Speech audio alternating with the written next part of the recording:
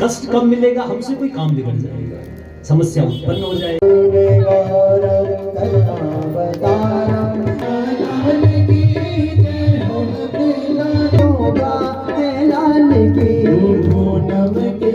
है भागवत खत्म और सब खा रहे प्रसाद।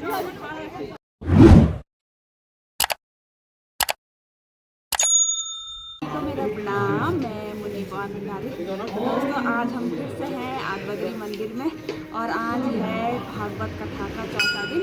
तो मैं और फिर से मेरे दोस्त जैसे कैमरा पर हम आ गए हैं भागवत सुनने के लिए। हमारी सास भी पहले बैठ गई, तो मैं छोटा सा क्लिप लेने के लिए यही दिखाने के लिए कि हमें हम जा रहे हैं अंदर भागवत कथा सुनने के लिए। और लाइव वीडियो में नहीं बना सकती क्योंकि पिक्सल फट रहे हैं, तो पूरी भागवत में ऐसी वीडियो में जानने वाली हूँ। तो चले चलते हैं भागवत कथा। दूर होना ही कष्टदायक है। कष्ट कब मिलेगा? हमसे कोई काम बिगड़ जाएगा, समस्या उत्पन्न हो जाएगी। यदि अनुभव रहेगा तो काम नहीं बिगड़ेगा, काम सुधर जाएगा। माता और पिता की सेवा होनी ही चाहिए। मातृ देवो भव, पितृ देवो भव, गुरु देवो भव, आचार्य देवो भव। तब सुखदेव भगवान सम्राट परीक्षित से कहते हैं, परीक्षित डरने की आवश्यकता नहीं है, इन पापों को जानना आवश्यक है, पुण्यों को जानना आवश्यक है। इन पापों से हम कैसे मुक्त हों, इन पापों से हम कैसे दूर हों। तब सुखदेव भगवान आदेशित कर रहे हैं, न चेदिहेवा पचितुं यथा हस कृत्यस्य कुर्यात् मन उक्तिपाणिभिः। सुखदेव भगवान कह रहे हैं, हे राजन, इन पापों से बचा जा सकता है। इन पापों से कैसे? प्रायश्चित करके अपनी भूल को सुधारना। अपनी हम भूल को कैसे सुधार सकते हैं? अपनी भूल को स्वीकार करके सुधारा जा सकता है। हम प्रभु को स्वीकार करके, प्रभु से प्रेम करके प्रभु के पास जा सकते हैं। तो प्रायश्चित से ही इन पापों से, छोटे मोटे पापों से हम निवृत्त हो सकते हैं, दूर हो सकते हैं। आगे सुखदेव भगवान कहते हैं कि जीवात्मा को पंच महाभूत यज्ञ भी करने चाहिए, इनसे हमारे छोटे छोटे पाप भी कट जाएंगे। ये पंच महाभूत यज्ञ क्या है? जैसे चींटियों को आटा देना, मछलियों को अन्न देना, पक्षियों को अन्न देना, साधु ब्राह्मण को प्रणाम करना, भगवान को प्रणाम करना, अतिथि का सत्कार करना, अपने से बड़ों का सम्मान करना, कथा में मौन रहना, कथा में शांत रहना, कथा में चित्त को लगाना, इनसे हमारे छोटे छोटे पाप कट सकते हैं। जब हमारे पाप कटेंगे तभी हम मुक्त होंगे। अगर हम मनुष्य हैं, अगर हम मनुष्य बने तो मनुष्य हम तब बने जब हम पूर्व जन्म में पापी थे। यदि हम पापी न होते तो हम मुक्त हो जाते। हम जहां से आए वहीं चले जाते, कृष्ण के पास चले जाते, कृष्ण चरणों में विलीन हो जाते, लेकिन नहीं हुए। हमें मनुष्य बनना पड़ा, किसी की पुत्री बननी पड़ी, किसी का पिता बनना पड़ा, पति बनना पड़ा, पत्नी बननी पड़ी, क्योंकि हमारे पाप हैं, इनको काटना तो पड़ेगा। यदि मनुष्य देह प्राप्त करने के बाद भी, किसी की पत्नी बनने के बाद, पिता बनने के बाद, पुत्र बनने के बाद, पति बनने के बाद भी पुनः यदि किसी का पति फिर बन जाए, फिर कष्ट आ जाएगा। इसीलिए इस शरीर से ही, इस देह से ही, इस कथा से ही अपने जीवन को उद्धार करें, अपने जीवन को उन पापों से निवृत्त करें, दूर करें। तो पंच महाभूत यज्ञ का आदेश किया है। पंच महाभूत यज्ञ से इन पापों को दूर किया जा सकता है। तुरंत परीक्षित ने प्रश्न किया, हे गुरुदेव, ये पंच महाभूत यज्ञ भी हमने किया, प्रायश्चित भी हमने किया, लेकिन कैसा प्रायश्चित करना है? यदि हम भक्ति करें तो हमें ज्ञात भी तो हो कि हमें कैसे भक्ति करनी चाहिए। यदि हम भगवान के मंदिर में आए, भगवान के दर्शन करें, तो हमें ज्ञान भी तो होना चाहिए कि हम कैसे प्रभु के दर्शन करें, कैसे प्रभु की आरती करें। कभी कभी हम भगवान की आरती करते हैं तो बाईं ओर से घुमा देते हैं। आरती को सदैव दाहिनी ओर से घुमाया जाता है। तो हमें ज्ञान होना चाहिए कि कथा के समक्ष कैसे बैठना चाहिए, मंदिर में कैसे जाना चाहिए, भगवान की कथा कैसे सुननी चाहिए। तब सुखदेव भगवान कह रहे हैं, तपसा ब्रह्मचर्येण समेन च दमेन च त्यागेन सत्य शौचाभ्याम यमेन नियमेन न। हम ब्रह्मचर्य का पालन करके, ब्रह्मचर्य का पालन कैसे होगा? जब हम ब्रह्म मुहूर्त में उठेंगे, जब हम मुहूर्त को ठीक करेंगे तो हमारा आचरण भी ठीक हो जाएगा। हमें प्रातः काल मुहूर्त समय में उठना चाहिए, ब्रह्म मुहूर्त में उठना चाहिए। हमें इंद्रियों का दमन करना चाहिए, मन को स्थिर रखना चाहिए, अपनी इंद्रियों पर विजय प्राप्त करना चाहिए, श्वास को ठीक करना चाहिए, संग को ठीक करना चाहिए। यदि हमारा ये सब ठीक है तो हम कभी भी पाप नहीं कर सकते। पुनः परीक्षित कहते हैं, हे सुखदेव भगवान, यदि प्रयासित करने के बाद भी हमसे पाप हो गया तब क्या होगा? तो सुखदेव भगवान कह रहे हैं, क्वचिन निवर्तरे भद्रा क्वचिन चरति तत्पुनः प्रायश्चित्त मतुर्पार्थम मन्ये कुंजर शौचवा। हे राजन, हे परीक्षित, ये तो वही स्थिति हो गई जैसे एक हाथी सरोवर में स्नान करता है और स्नान करने के बाद धूल को, मिट्टी को पुनः अपनी सूंड से अपने ऊपर उड़ेल देता है। ये तो वही स्थिति हुई। यदि प्रायश्चित करने के बाद भी हमसे पाप हो गया तो यही हमारी स्थिति हो गई। शरीर को शुद्ध किया और पुनः दूषित कर दिया, मन को कथा से शुद्ध किया लेकिन पुनः अपने घर पे जाकर इन वासनाओं ने, काम ने, क्रोध ने शरीर को, मन को दूषित कर दिया। ये तो वही स्थिति होगी। उसके पश्चात परीक्षित पुनः प्रश्न करते हैं, क्या हम पुण्यों को संचित करके, पुण्यों को इकट्ठा करके इन पापों से निवृत्त हो सकते हैं, इन पापों से दूर हो सकते हैं? हम लोग भी विचार करते हैं, देखो हमारी कैसी अल्प बुद्धि है।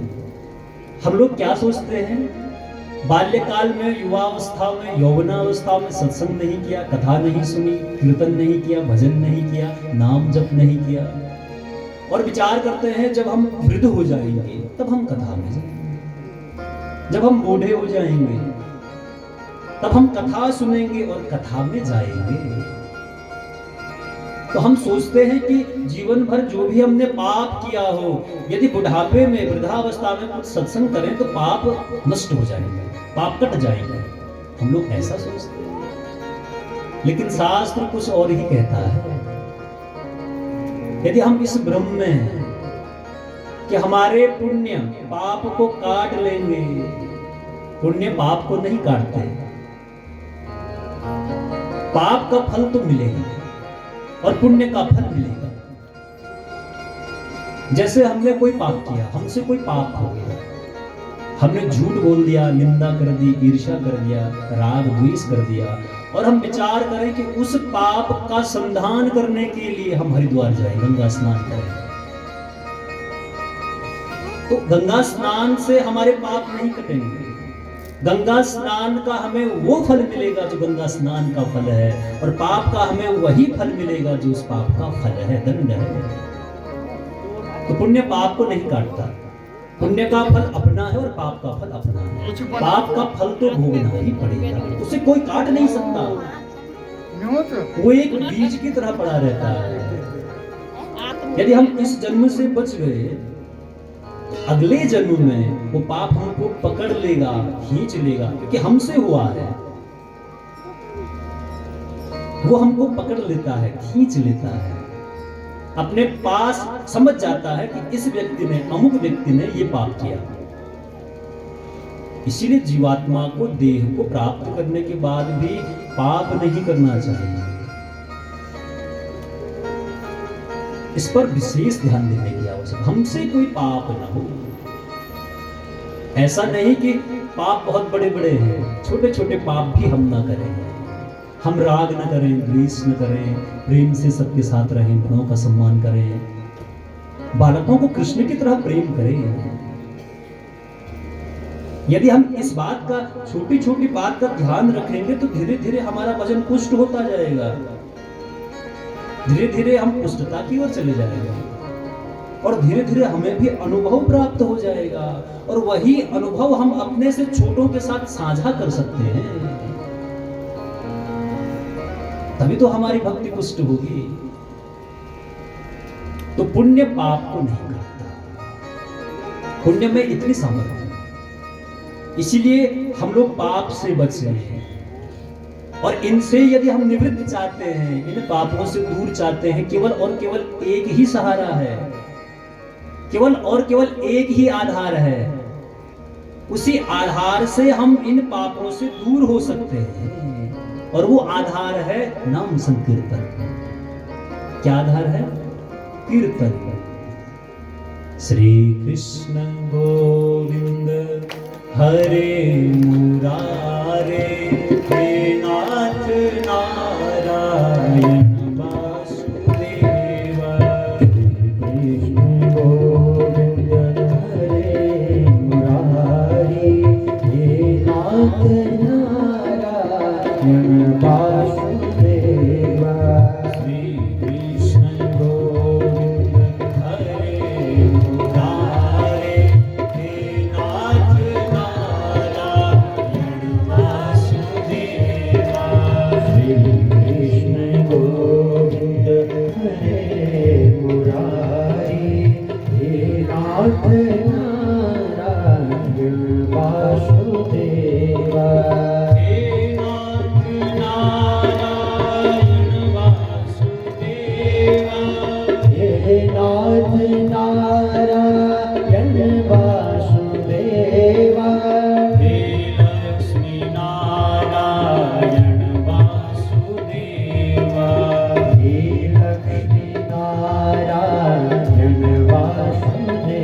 Bye.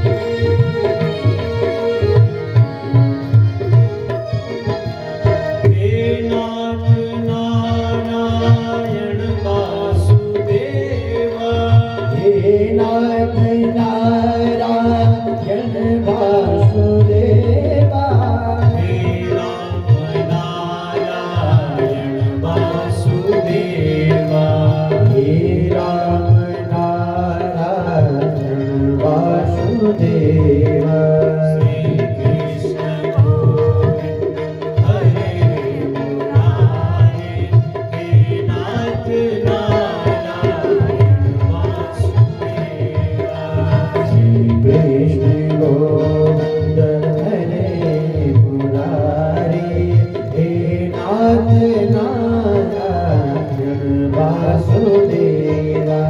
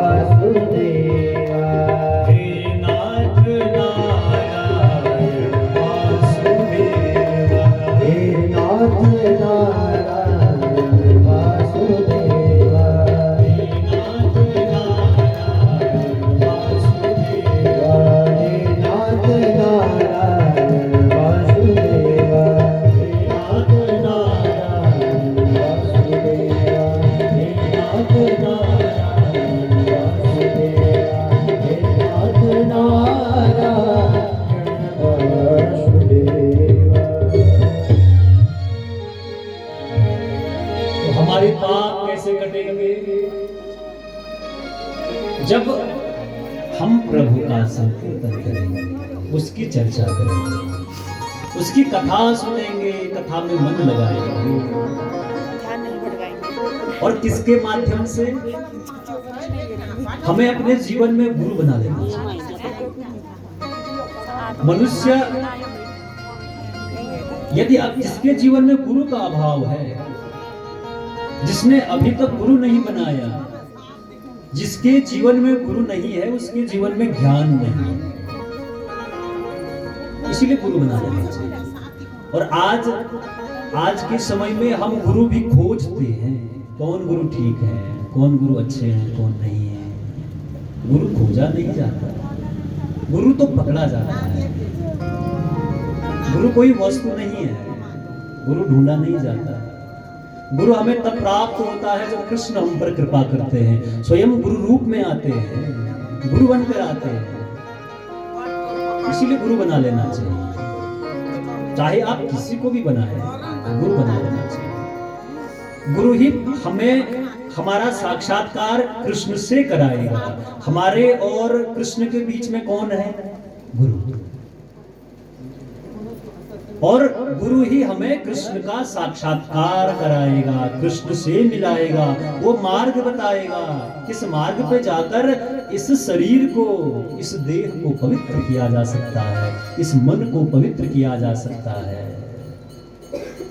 कैचिद केवला भक्त्या वासुदेव परायणा अघं कुर्वन्ति कस्यान्ये येन मेहारमिभास्करः।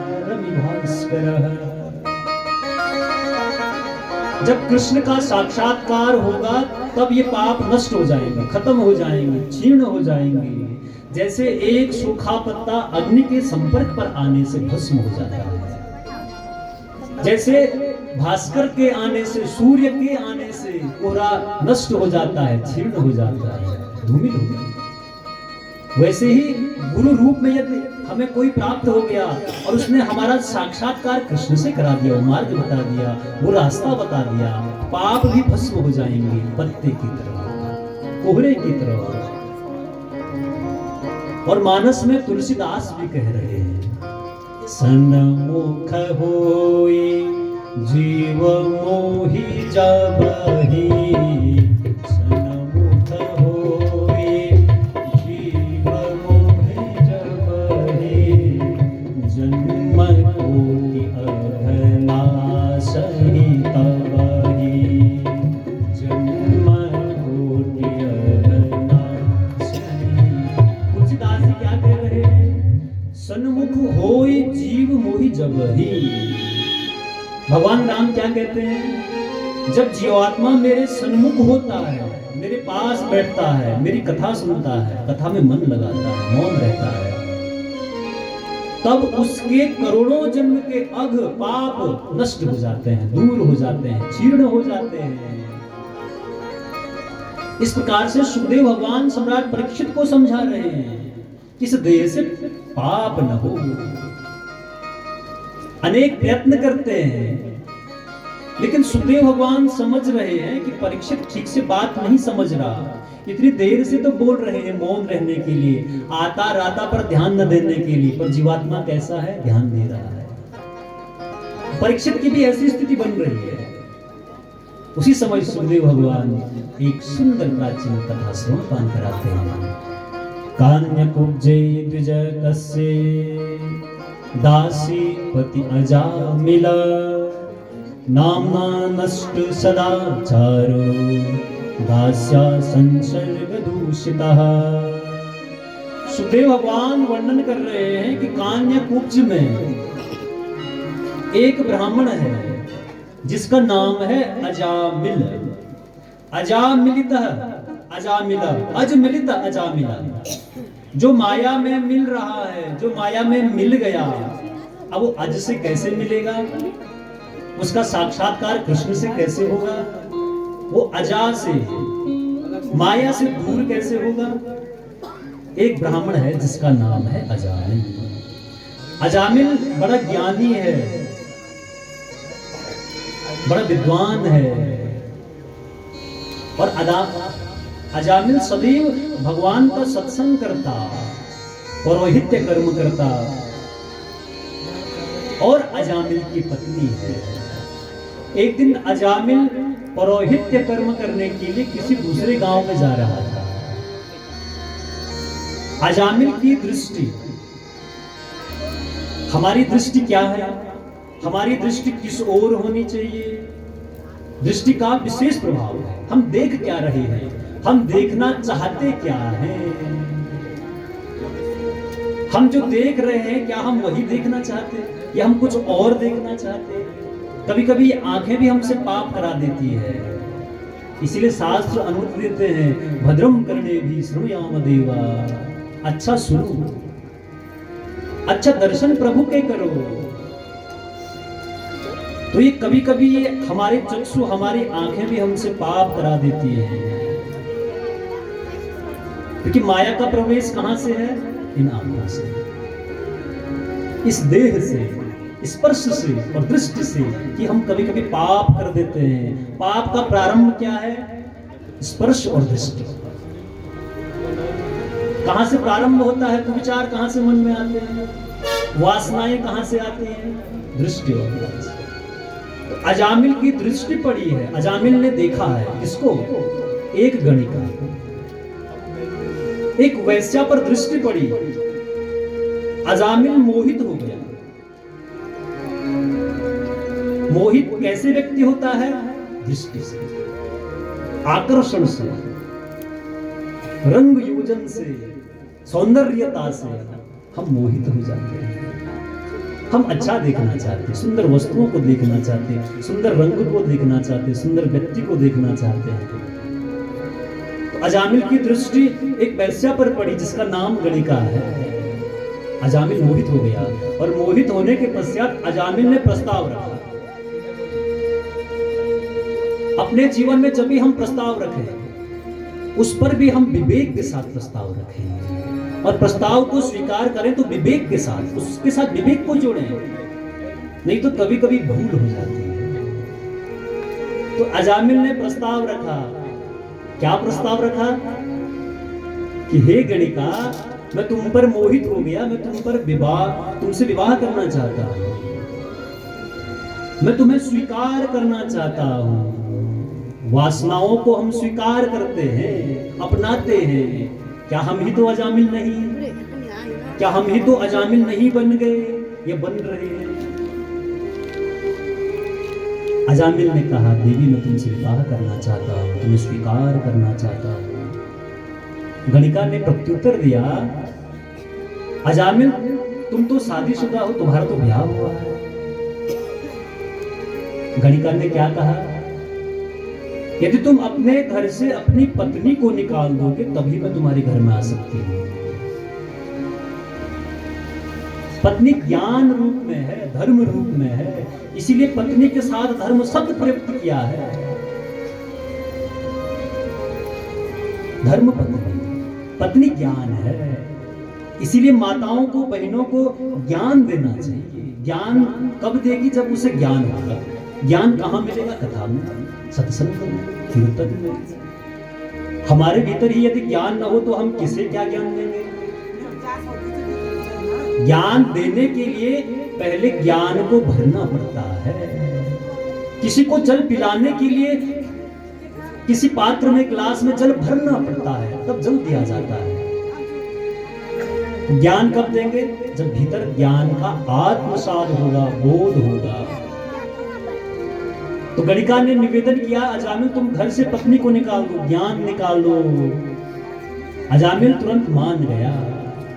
हम लोग इन वासनाओं से, क्रोध से, राग द्वेष से अपने भीतर जब लेते हैं तो ज्ञान वहां से भाग जाता है। इसीलिए हम अज्ञानी बन गए हैं, इसीलिए हमें अच्छे और बुरे की समझ भी नहीं है, इसीलिए हमारा जीवन अस्त व्यस्त सा हो गया है।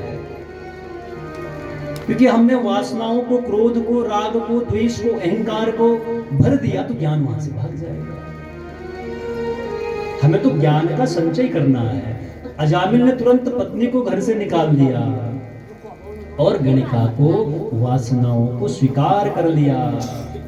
धीरे धीरे अजामिल का जीवन चल रहा है। एक दिन कुछ संत अजामिल के घर पहुंचते हैं और घर पहुंचने के बाद अजामिल की प्रवृत्ति बदल गई। अजामिल था तो ब्राह्मण, लेकिन वासनाओं ने इतना घेर दिया कि अजामिल अब चोरी करने लगा। यदि सत्संगी व्यक्ति कुमार्ग पर जाए, जिसने अपने जीवन में बहुत सत्संग किया है, यदि वो कुमार्ग पर चले जाए तो अवश्य ही उसने वासनाओं को पाल दिया, वासनाओं का संग्रह कर लिया। इसीलिए भजन में मन नहीं लग रहा है, इसलिए कथा में मन नहीं लगता, मन तो कहीं और दौड़ रहा है। तो अजामिल चोरी करने लगा। सभी संत अजामिल के घर पहुंचते हैं। घर पहुंचने के बाद अजामिल उन्हें भोजन पवाता है, प्रसाद पवाता है। सभी संत अजामिल से निवेदन करते हैं, अजामिल तुमने हमारी बहुत सेवा की है, अब जाते जाते कुछ हमें दक्षिणा भी दे दो। संत लोग क्या दक्षिणा मांगते हैं? ब्राह्मण लोग क्या दक्षिणा मांगते हैं? हम लोग दक्षिणा को धन की कसौटी पर रखते हैं। दक्षिणा का तात्पर्य है देना। हम लोग दान को धन पर तोड़ते हैं।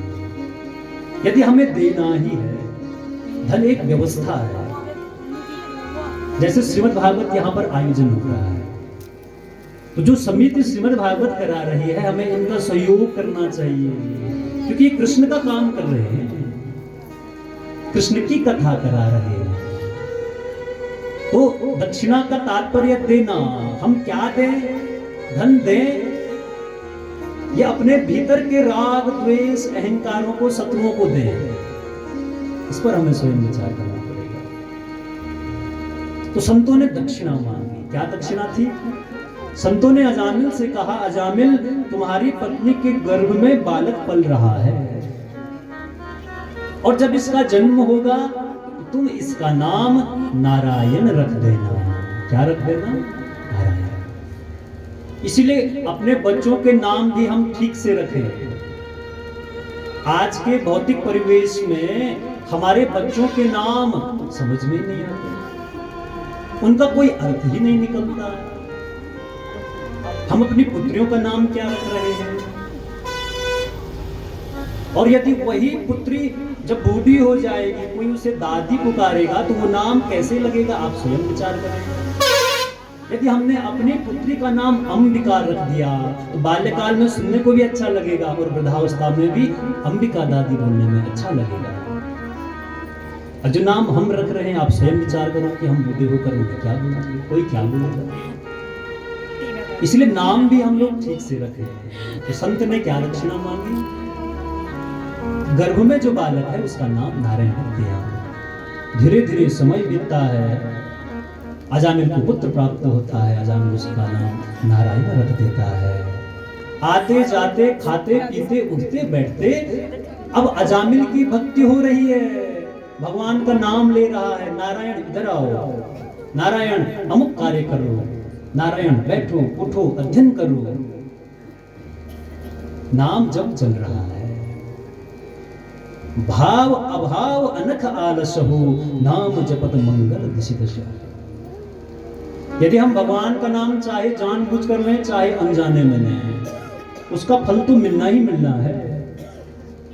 ऐसा नहीं कि हमने नाम लिया और उसका फल हमको नहीं मिलेगा।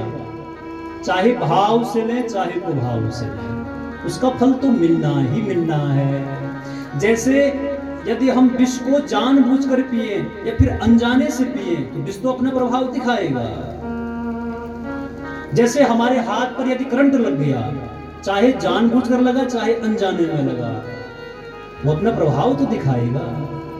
जैसे हमारे हाथ कोयले पर स्पर्श हो गए, चाहे जानबूझकर हो चाहे अनजाने में हो, वो अपना प्रभाव तो दिखाएगा।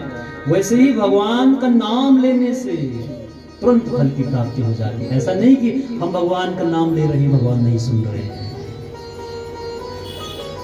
इसीलिए भगवान का नाम लेते रहना चाहिए। अजामिल की भक्ति हो रही है, नारायण नारायण नारायण नारायण। अब धीरे धीरे समय बीतता है, अजामिल की भक्ति और पुष्ट हो गई। अब अजामिल का अंत समय आ गया। अंत समय आने के बाद जब यमदूत अजामिल को लेने के लिए पहुंचे हैं, भयंकर यमदूतों को देखकर अजामिल डर गया, कंपायमान हो गया।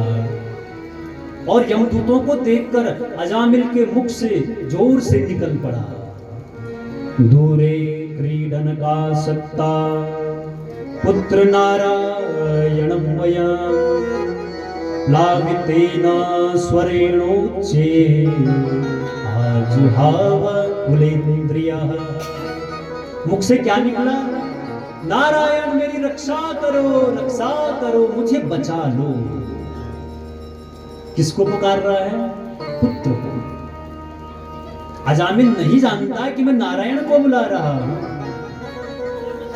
उसी समय जैसे ही अजामिल के मुख से नारायण मुझे बचा लो, उसी समय भगवान के पार्षद उपस्थित हो जाते हैं, आ जाते हैं। जैसे ही भगवान के पार्षद वहां पहुंचे, पार्षद देखते हैं कि वहां यमदूत पहले से ही खड़े हैं। पार्षदों ने यमदूतों से कहा, ये तो भगवान के धाम को जाएगा। यमदूतों ने पूछा, ये तो भयंकर पापी है, इसने तो अपने जीवन में सत्संग नहीं किया, कथा में मन नहीं लगाया, इसने वासनाओं का संग्रह किया, इसने वासनाओं को स्वीकार किया, ज्ञान को भगाया, वासनाओं को ठहराया। ये तो महापापी है, घोर पापी है। तब यमदूत कह रहे हैं, सूर्योग्निखं मरुद्गावः सोम संध्याहिनी दिशा कंकुकालो धर्म इति रोते देहस्य साक्षिणा। मनुष्य की कैसी स्थिति है, हमारी कैसी स्थिति है, हम कितने झूठे हैं। इस संसार में तो हम झूठ बोलते बोलते हैं। जब संसार को हम त्याग देते हैं, छोड़ देते हैं, तो हमको सब कुछ प्रस्तुत कराया जाता है, दिखाया जाता है। आपने अमुक दिन ये कार्य किया, लेकिन वहां भी हम स्वयं को बचने के लिए झूठ बोल देते हैं कि ये कार्य मैंने नहीं किया। यहाँ तो हम झूठ बोलते ही हैं स्वयं को बचने के लिए, लेकिन वहां भी हम झूठ बोलते हैं कि ये कार्य हमने नहीं किया। तब वहां कौन गवाही देता है? सूर्योनिखम मरुद्गाव, ये सूर्य भगवान गवाही देते हैं कि ये झूठ बोल रहा है, झूठा है, मैं साक्षात देख रहा था। अब हम लोग सोचते हैं कि हम अकेले में पाप कर रहे हैं, हम कथा नहीं सुन रहे, हमारा मन कथा में नहीं है, कोई हमें देख नहीं रहा, लेकिन सूर्य नारायण तो देख रहे हैं। ये चंद्रमा गवाही देता है कि रात्रि के समय में इसने पाप किया, मैं प्रत्यक्ष दर्शन, ये दिशाएं, ये जल, ये संध्या, ये रात, ये दिन, ये पृथ्वी माता सब गवाही देते हैं। और अंत में भी जीवात्मा कहता है कि नहीं, ये सब झूठ बोल रहे हैं, मैं एक सच्चा हूं। यहां भी हम कहते हैं कि मैं सच्चा हूं, सब झूठे हैं, मैं सच्चा हूं। तब स्वयं इंद्रियां गवाही देती है। जिस इंद्रिय से पाप किया, यदि मन से पाप किया, देह से पाप किया, तो वही स्वयं गवाही देता है कि झूठ बोल रहा है। अब आप स्वयं विचार करें, कोई बचने का रास्ता है जहां से बचा जा सकता, या हम खोज रहे हैं? तो यमदूतों और भगवान के पार्षदों के मध्य संवाद होता है। यमदूत कहते हैं कि ये पापी है, ये नरक में जाएगा, ये यमराज के पास जाएगा। और पार्षद कहते हैं इसने अंत में जो है नारायण का नाम लिया।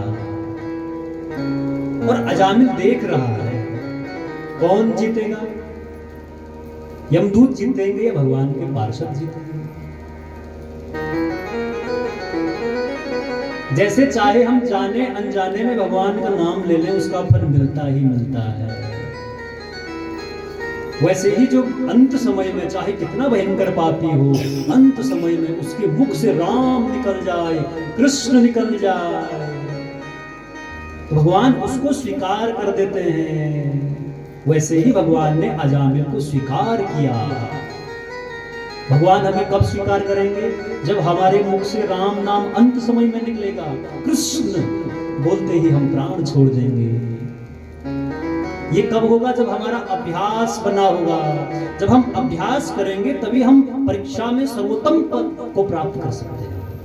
यदि हमारा अभ्यास अच्छा है, यदि हमारा अभ्यास अच्छा है तो हमारा परिणाम भी अच्छा होगा। लेकिन हमें भक्ति का अभ्यास नहीं है, हमें भोजन करने का, शयन करने का अभ्यास है, लेकिन सत्संग सुनने का अभ्यास नहीं, कथा सुनने का अभ्यास नहीं। ये अभ्यास कहाँ मिलेगा? कृष्ण कथा में। यह अभ्यास किसके पास मिलेगा? भगवान के चरणों में, भगवान के धाम में, इस आदिवत्री धाम में।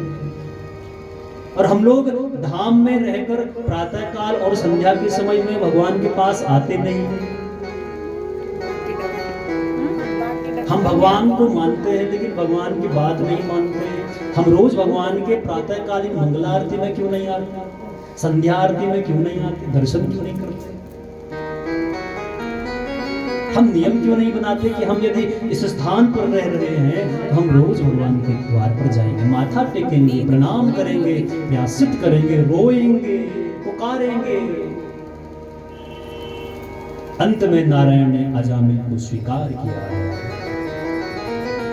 जब अजामिल को पार्षद ले गए, उसी समय यमदूत वहां से चले गए और यमराज के पास पहुंचते हैं और सारा वृतांत बताते हैं। तब यमदूत कह रहे हैं, आप हमें ऐसा बताइए कि हमें किसको पकड़ना है और किसे नहीं पकड़ना है। तब यमराज कहते हैं, जिह्वा नवति भगवन् गुणनामधेयम् चेतस्मा स्मरति तच्चरणारविन्दम् कृष्णाय नो नमति चिरये कदापि काननयघमशतो कित विश्वकृत्या। यमराज क्या कह रहे हैं? किसको पकड़ना है? जिह्वान भक्ति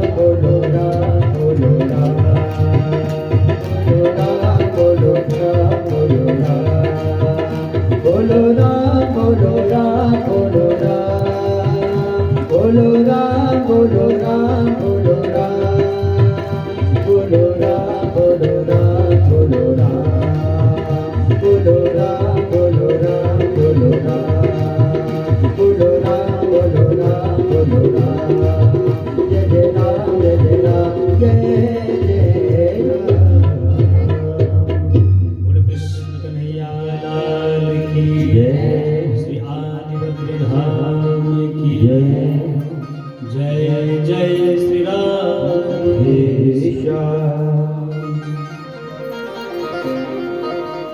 केवल कीर्तन से ही हम प्रभु के पास जा सकते हैं, नाम संकीर्तन से ही हम प्रभु के करीब जा सकते हैं। पुकार कर प्रभु के करीब जाया जा सकता है, और कोई मार्ग नहीं है। केवल सत्संग कीर्तन कथा भगवान नाम जप। आगे सुखदेव भगवान सम्राट परीक्षित वर्णन कर रहे हैं कि हे राजा, कश्यप जी की पत्नी है अदिति, इनसे 12 संतानों का जन्म हुआ और उनमें से एक पुत्र है जिनका नाम है त्वष्टा। त्वष्टा का विवाह दैत्यकुल में जन्मी रचना के साथ संपन्न हुआ। उनके 2 पुत्र हुए, एक विश्वरूप और एक संनिवेश। एक बार देवताओं ने विश्वरूप को अपना गुरु बनाया। उसी समय परीक्षित प्रश्न कर रहे हैं, हे सुखदेव महामुनि, देवताओं के गुरु तो बृहस्पति हैं, लेकिन विश्वरूप को गुरु पद पर क्यों आसीन किया? तब सुखदेव भगवान वर्णन कर रहे हैं, वाचस्पतिं मुनिवरं सुरासुर नमस्कृत्यं नोच्चचालासनादिन्द्र पश्यन्नपि सभागतम्। देखो, बड़ों का सम्मान ना करना भी एक पाप है। यही बात सूर्य भगवान से है। एक बार इंद्र अपने मद में चूरा था, नृत्य का अवलोकन कर रहा था। उसी समय देवगुरु बृहस्पति उपस्थित हो जाते हैं, आ जाते हैं। इंद्र नृत्य में इतना मस्त है, व्यस्त है। इंद्र ने गुरु को अनदेखा कर दिया और बृहस्पति जी का प्रवेश हुआ तो इंद्र अपने स्थान से खड़ा नहीं हुआ। यदि हम किसी स्थान पर बैठे, हमसे बड़े कोई साधु संत, कोई ब्राह्मण, कोई वृद्ध यदि आए तो हमें अपने स्थान पर खड़े हो जाना चाहिए। किसी को प्रणाम करें न करें, अपने स्थान पर खड़े होकर उसको सम्मान देकर भी प्रणाम किया जा सकता है। लेकिन हम क्या करते हैं? हम किसी को सम्मानित नहीं करना चाहते, हम स्वयं सम्मानित होना चाहते हैं। लोग हमको सम्मान करें, हमारी प्रशंसा करें, हमको अच्छा बोले। यही भूल इंद्र ने कर। इंद्र अपने स्थान से खड़ा है। अपने स्थान पर खड़ा होना भी प्रणाम है, और प्रणाम किसे किया जाता इसका भी ज्ञान होना चाहिए। हमारी पुत्री का पति, हमारा दामाद पूजनीय होता है, क्योंकि उसे हमने क्या किया? कन्यादान किया। इसीलिए अपने पुत्री के पति से, दामाद से पैर नहीं छुआना चाहिए, वो पूजनीय। अपने से बड़ों को, यदि कोई हमसे बड़ा हमें प्रणाम करेगा, उससे जो ज्ञानी पुरुष होता है बचता है, प्रणाम से बचता है। और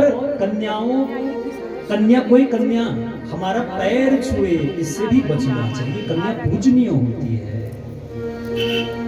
नव दुर्गा का अवतार होती है। इसीलिए महापुरुष कन्याओं से पैर नहीं छुआते, उल्टा कन्याओं के पैर छूते हैं।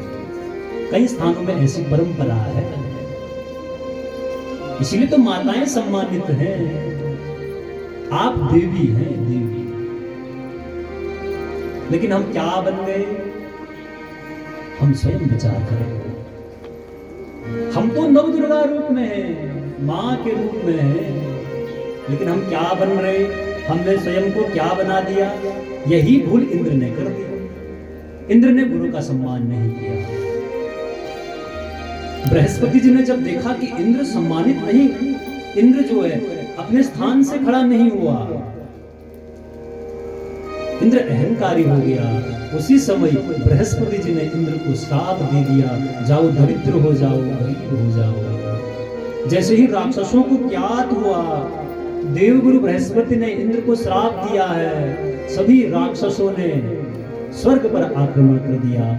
सारे देवता भागने लगे, दौड़ने लगे और दौड़ते दौड़ते ब्रह्मा जी के पास पहुंच गए और सारा वृतांत बताया। तब ब्रह्मा जी ने कहा, तुम गुरु पद पर किसी श्रेष्ठ ब्राह्मण को आरूढ़ करो, बैठा दो।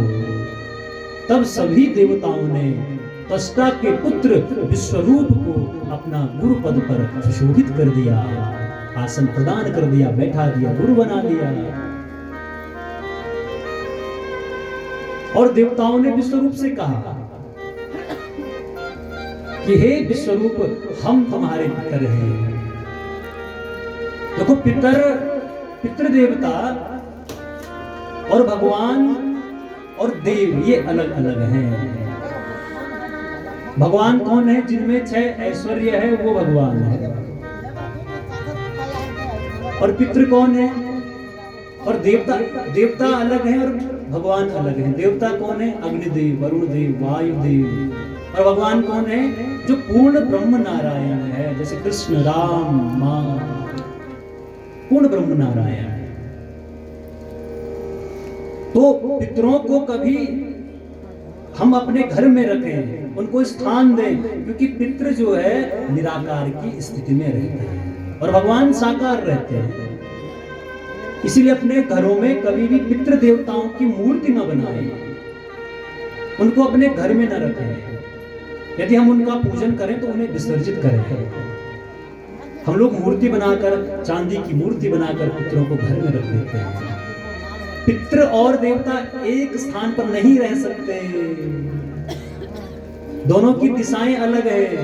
देवताओं की दिशा है उत्तर की ओर और पितरों की है दक्षिण की ओर। इसीलिए हम पितृकर्म जो भी करते हैं दक्षिण मुख करते हैं। तो पितरों और देवताओं को एक साथ नहीं रहना चाहिए, पितरों को तो विसर्जित कर देना चाहिए। इस बात का भी हम लोग ध्यान रखें। यदि हम पूजा करें तो कैसे हम पूजा करें, किस पद्धति से करें, इसका भी विशेष ध्यान देना चाहिए। विश्वरूप को गुरु पद पर सुशोभित किया। सुशोभित करने के बाद विश्वरूप ने नारायण कवच से देवताओं को संपुट किया, नारायण कवच प्रदान किया और देवताओं ने पुनः राक्षसों को हराकर स्वर्ग पर राज किया। अब विश्वरूप रोज, क्योंकि राक्षस कुल का था, रोज राक्षसों को भी आहुति देता था।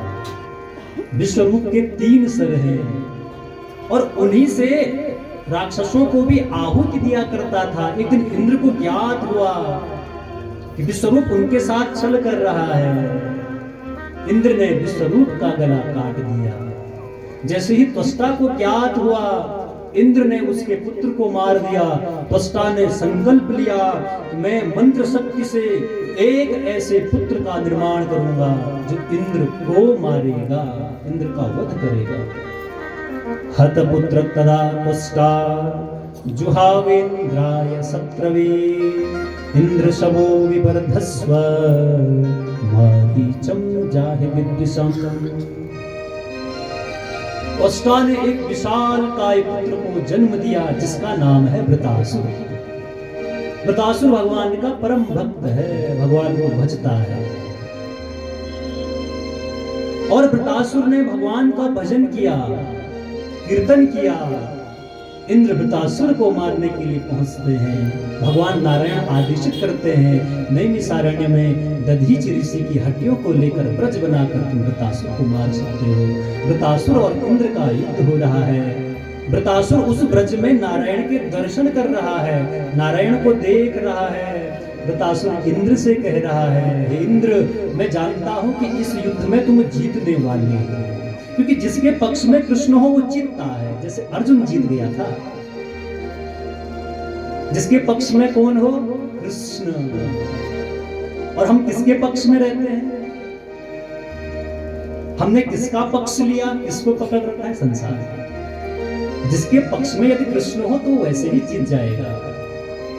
हमारा सारथी, हमारे जीवन की गाड़ी किसके हाथ पर है? हमने संसार के लोगों पर दी है। अर्जुन ने किसके हाथ पर दी थी? कृष्ण के हाथ पर। अर्जुन विजयी हुआ था, जीता था। तो वृतासुर कह रहा है कि मैं जानता हूं तुम जीतने वाले हो, लेकिन तुम अपने पद से च्युत हो सकते हो, लेकिन एक भक्त कभी भी अपने पद से हट नहीं सकता। उसका पद तो अटल ध्रुव की तरह रहता है। हम एक पद पर कुछ समय तक ही रह सकते हैं, लेकिन भक्त का पद सदैव रहता है। वृतासुर ने यही कहा, मैं कभी भी अपने पद से च्युत नहीं हो सकता हूं, तुम हो सकते हो। इंद्र एक पद है, हम भी इंद्र बन सकते हैं। उसके लिए सत्संग करना पड़ता है, ध्यान करना पड़ता है, प्रभु से प्रीति करनी पड़ती है, उसको अपना बनाना पड़ता है। तो वृतासुर ने भगवान को प्रणाम किया। भगवान ने वृतासुर से कहा, हे वृतासुर, जो मुझे जान लेता है मैं उसे सब कुछ दे देता हूं, तुम मांगो तुम्हें क्या चाहिए। तो वृतासुर ने क्या मांगा है और हम भगवान से क्या मांगते हैं? न नागपृष्ठम न च पारमेष्ठम न सार्वभौमं रसाधिपत्यं न योग सिद्धिर पुनर्भवं वा समंजसत्वा विरहय कांक्षे। वृतासुर कह रहा है, नारायण, मुझे न तो मोक्ष चाहिए, न तो योग सिद्धि चाहिए, न धन संपदा चाहिए, न वैभव चाहिए। भगवान ने कहा, वृतासुर फिर तुम्हें चाहिए क्या? फिर वृतासुर कहता है, अजात पक्षा इव मातरं खगा स्तम्यम्यया वत्सरराच्युतार्ता प्रियं प्रियेव द्युषितं विसन्ना मनोररविन्दक्षदीक्षये त्वा। वृतासुर ने क्या कहा? अजात पक्षा इव मातरं खगा। जैसे एक अजात पक्षी जिसके अभी पंख नहीं आए, जैसे वो अपनी माता की प्रतीक्षा करता है, जैसे एक बछड़ा अपनी माता के, गौ माता के दुग्ध पीने की उत्कंठा रखता है, छटपटाता है, दौड़ता है, जैसे एक प्रेयसी अपने प्रेमी को मिलने के लिए उत्कंठित रहती है, बेचैन रहती है, वैसे ही मैं आपकी कथा के लिए, आपके दर्शन के लिए, आपके सत्संग के लिए, आपके धाम के लिए मेरा हृदय सदैव उस बछड़े की तरह और उस अजात पक्षी की तरह छटपटाता रहे, छटपटाता रहे। मैं सदैव आपकी ही कथा सुनूं। भगवान वृतासुर पर प्रसन्न हुए और वृतासुर को मुक्त किया। और वृतासुर को मुक्त करने के बाद वृतासुर भगवान कृष्ण के चरणों में विलीन हो गया, मौन हो गया, शांत हो गया। इंद्र ने प्रहार किया और शांत हो गया। अब सुखदेव भगवान सम्राट परीक्षित को जब वृतासुर की कथा सुना रहे हैं, वृतासुर के बारे में बता रहे हैं कि कैसा भक्त है, उसी समय परीक्षित ने कहा कि हे सुखदेव भगवान, भगवान तो पक्षपाती है, भगवान पक्षपात करते हैं, पक्षपाती हैं। सुखदेव भगवान ने कहा, राजन, परीक्षित कैसे पक्षपाती है? तब सुखदेव भगवान ने कहा, भगवान पक्षपाती नहीं है। पुनः परीक्षित कह रहा है, हाँ भगवान पक्षपाती हैं। भगवान देवताओं का साथ देते हैं और भगवान ने राक्षसों का साथ नहीं दिया। भगवान पक्षपाती हैं। भगवान ने राक्षसों का कभी साथ नहीं दिया और किसका साथ दिया? देवताओं के साथ।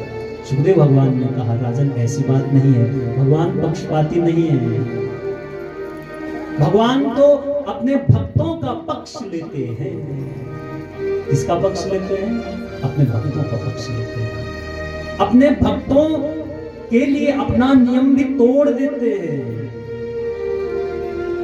तब सुखदेव भगवान ने सम्राट परीक्षित को प्रहलाद की कथा सुनाई। बोल कृष्ण कन्हैया की। हिरण्याक्ष का भाई हिरण्यकश्यप, हिरण्याक्ष का उद्धार भगवान ने वराह रूप लेकर किया।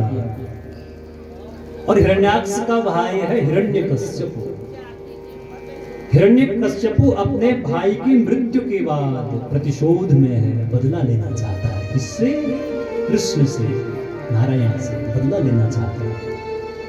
हिरण्यकश्यप ने विचार किया कि वो मद्राचल पर्वत पर जाएगा, ब्रह्मदेव को प्रसन्न करेगा, और ब्रह्मदेव को प्रसन्न करने के बाद अपने अंदर शक्तियों को संचित करेगा और नारायण को मारेगा, कृष्ण को मारेगा।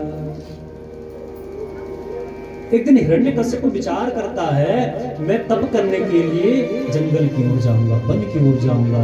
हिरण्यकश्यप तप करने के लिए चल पड़ा है, और हिरण्यकश्यप की पत्नी है जिसका नाम है कयाधु, जो कि भक्त है, नारद जी की भक्त है, भगवान का भजन करती है। तो अपनी पत्नी से हिरण्यकश्यप कहता है, आज मैं जंगल की ओर जाऊंगा ब्रह्मदेव को प्रसन्न करने के लिए। आज हिरण्यकश्यप जैसे ही जंगल की ओर गया, एक वृक्ष के नीचे आंखें बंद करके ब्रह्मदेव को पुकार रहा है। उसी समय एक शुक, एक तोता उस डाल पर बैठ जाता है और नारायण नारायण नारायण उच्चारण करता है।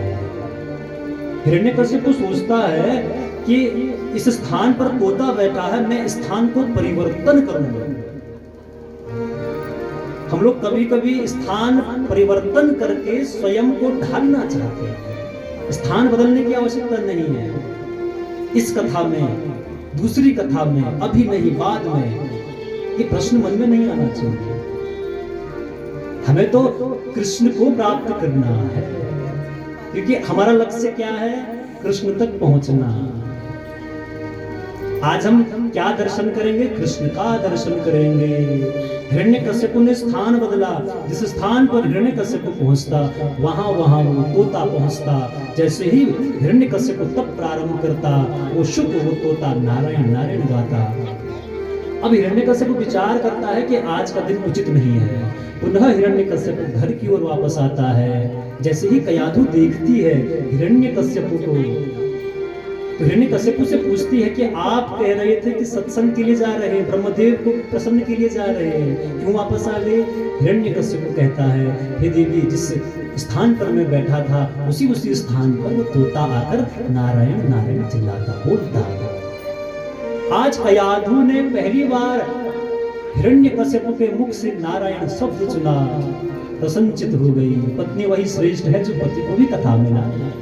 हिरण्यकश्यप के मुख से जैसे ही नारायण सुना, नारायण सुनने के बाद कयाधु ने कहा, जब तक मैं 108 बार हिरण्यकश्यप के मुख से नारायण नारायण ना बुलवा दूं, तब तक मैं नारद जी की भक्त नहीं, मैं भगवान की भक्त नहीं।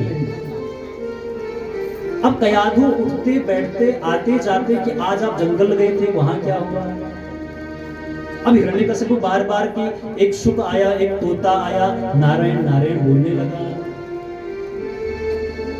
जब अंत में रात्रि के समय में कयाधु ने पूछा, हिरण्यकश्यप क्रोधित हो गया और कयाधु के कानों को जोर से पकड़ा और कान में नारायण नारायण नारायण जैसे ही हिरण्यकश्यप ने कहा, उसी समय कयाधु के गर्भ में एक बालक का जन्म हो गया, एक गर्भ ठहर गया, और वही बालक प्रहलाद बना।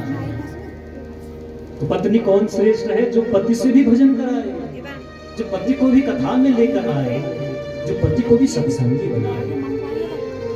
अब हिरण्यकश्यप चाहता है कि प्रहलाद भी आसुरी विद्या सीखे, छल करना सीखे। हिरण्यकश्यप ने बालक प्रहलाद को षंड और मर्द के आश्रम में आसुरी विद्या सिखाने के लिए भेज दिया। प्रहलाद ने मां के गर्भ में सत्संग सुना था, इसीलिए जब हमारे गर्भ में बालक हो तो हमें सत्संग सुनना चाहिए, कीर्तन सुनना चाहिए। यदि हमारे गर्भ में बालक हो तो उससे सुपुत्र पैदा होता है, भक्त पैदा होता है, प्रहलाद पैदा होता है, ध्रुव पैदा होता है। लेकिन आज हम इस भौतिक संसार में इतने व्यस्त हो गए, अपनी पुरानी चीजों को हमने छोड़ दिया। हम नया पकड़ना चाहते हैं, पुराना छोड़ना चाहते हैं। तो प्रहलाद भक्त था, भगवान का भक्त था। प्रहलाद ने विचार किया कि मैं आश्रम में जाकर सबको सत्संग कराऊंगा, सबसे कीर्तन कराऊंगा। प्रहलाद ने अपने सखाओं को कीर्तन कराना शुरू किया, सत्संग कराना शुरू किया, भक्ति का पाठ पढ़ाना शुरू किया। एक दिन हिरण्यकश्यप जैसे ही वहां पहुंचते हैं और प्रहलाद से पूछते हैं, बताओ तुमने क्या सीखा? तब प्रहलाद जी कह रहे हैं, श्रवणम कीर्तनम विष्णु स्मरणम पाद सेवनम अर्चनम वंदनम दास्यम सत्यम आत्मनिवेदनम। क्या पाठ सुनाया? श्रवणम कीर्तनम, श्रवण करो, कीर्तन करो, स्मरण करो, सेवा करो, अर्चन करो, वंदन करो, दास्य भाव रखो, सखा भाव रखो और समर्पित हो जाओ। किसके लिए? विष्णु के लिए। श्रवणम कीर्तनम विष्णु, कृष्ण के लिए समर्पित हो जाओ। हिरण्यकश्यप जैसे ही इस प्रकार के वाक्य सुनता है क्रोधित हो जाता है, और क्रोधित होने के बाद प्रहलाद को बड़ी आंखों से देखता है और षंड और मर्द से पुनः कहता है कि मैंने तुम्हें कहा था कि इसे आसुरी विद्या सिखाओ। और हिरण्यकश्यप उस स्थान से निकल जाते हैं। अब एक दिन प्रहलाद ने विचार किया कि मैं अपने सखाओं को भी अपने जैसा बनाऊंगा। मैं अपने सखा को अपने जैसा, यदि मेरा मित्र, मेरा सखा भजन नहीं करता है, कथा में नहीं आता है, तो मेरा धर्म है उसे कथा में लाना, उसे भी सत्संगी बनाना, तभी तो मैं एक सच्चा मित्र कहलाऊंगा।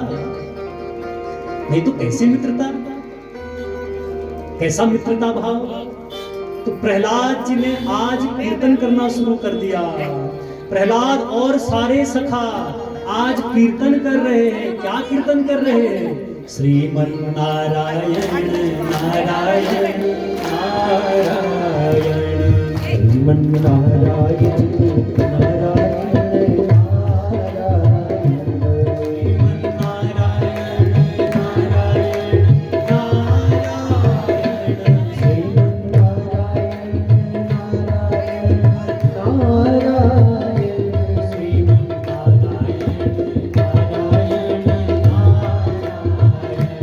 श्रीमन नारायण नारायण नारायण।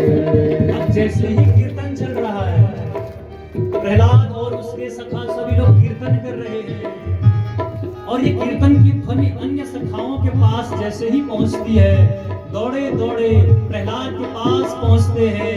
प्रहलाद से कहते हैं, बंद करो ये कीर्तन, बंद करो ये कीर्तन। जैसे ही अन्य सखा प्रहलाद जी का स्पर्श करते हैं, वो भी कीर्तन करने लग जाते हैं। क्या? श्रीमन नारायण नारायण नारायण, श्रीमन नारायण नारायण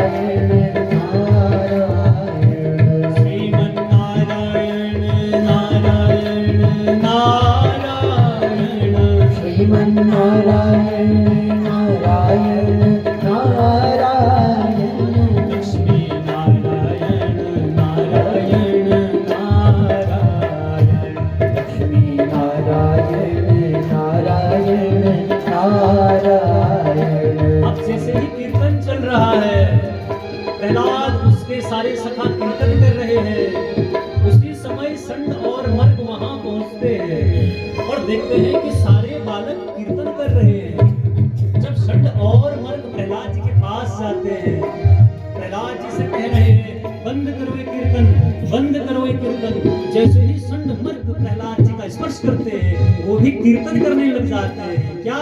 श्रीमन नारायण नारायण नारायण, श्रीमन नारायण नारायण नारायण, श्रीमन नारायण नारायण नारायण, श्रीमन नारायण नारायण नारायण, श्रीमन नारायण नारायण नारायण, श्रीमन नारायण नारायण नारायण।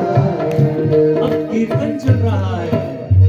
जैसे कीर्तन चल रहा है, हिरण्यकश्यप जब ध्वनि को सुनता है कि ये तेज धूप कहां से आ रही है।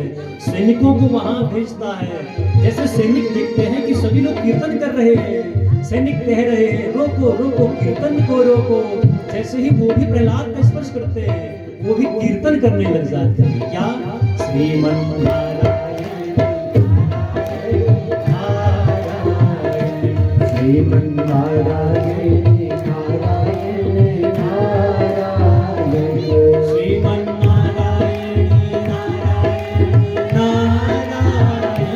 श्रीमन्नारायण नारायण नारायण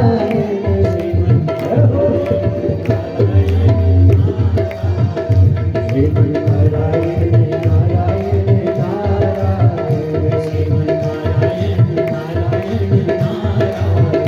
श्रीमन्नारायण नारायण नारायण श्रीमन्नारायण नारायण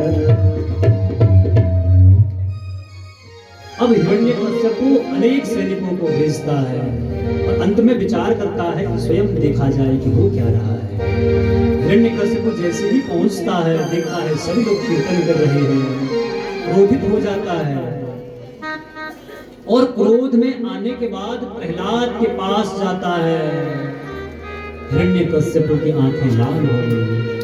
हिरण्यकश्यप अहंकार का प्रतीक है। जिसने अहंकार का संचय किया है वही हिरण्यकश्यप है, जिसे अहंकार आता है।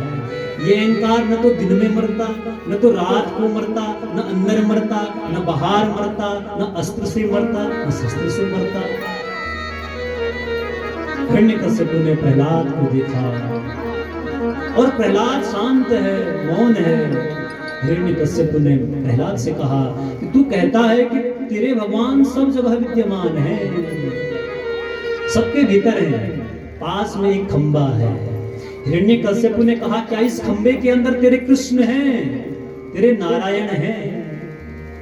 प्रहलाद ने हाँ कर दिया। विश्वास कब बढ़ेगा? जब हाँ निकलेगा। हाँ का तात्पर्य स्वीकार करना। कथा कब समझ में आएगी? जब हम कथा में आएंगे। हाँ मुझे कथा में जाना है। तो प्रहलाद ने हाँ तो कर दिया, लेकिन हाँ करने के बाद भगवान के ऊपर छोड़ दिया। हे प्रभु आप जानो, आपकी लीला है।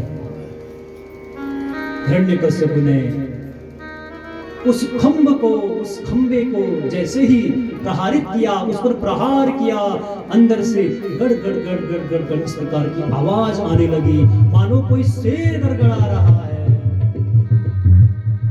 उसी खंभ से भगवान नरसिंह का प्राकट्य हुआ। बोल नरसिंह भगवान, जो शरीर से तो नर है और उसका मुख कैसा है? शेर की तरह। बोल नरसिंह भगवान की। नरसिंह भगवान प्रकट हुए। नरसिंह भगवान ने प्रहलाद से कहा, प्रहलाद तुम चाहते क्या हो, तुम्हें चाहिए क्या? कुछ मांगो। प्रहलाद ने कहा, प्रहलाद ने भगवान को प्रणाम किया है और भगवान को प्रणाम करने के बाद प्रहलाद एक भक्त भगवान से क्या मांगता है और एक भक्त को भगवान से क्या मांगना चाहिए? जब हम भगवान के धाम में आते हैं, भगवान की प्रतिमा के समक्ष खड़े होते हैं, तो हमें प्रभु से क्या मांगना चाहिए? भगवान ने प्रहलाद से कहा, प्रहलाद कुछ मांगो। प्रहलाद ने क्या मांगा? यदि रासिन में कामन वरास्त्वं वरदर्शभ कामानां दैय संरोहम भवतस्तु वृणेवरम। प्रहलाद ने क्या मांगा? धन्य है प्रहलाद, भक्त हो तो प्रहलाद जैसा। प्रहलाद ने कहा, हे प्रभु यदि आप कुछ देना ही चाहते हो, मेरे हृदय में कुछ मांगने की इच्छा ही न हो। ये है भक्त, ये है प्रहलाद। यदि मांगे तो प्रभु से ऐसा मांगे। हम प्रभु से मांगने का व्यवहार न रखें। जहां जिन संबंधों में मांगा जाता है वहीं पर संबंध खराब हो जाते हैं। हमें तो संबंध पुष्ट करना है, संबंध को बढ़ाना है। किसके साथ? कृष्ण के साथ। प्रहलाद ने क्या मांगा?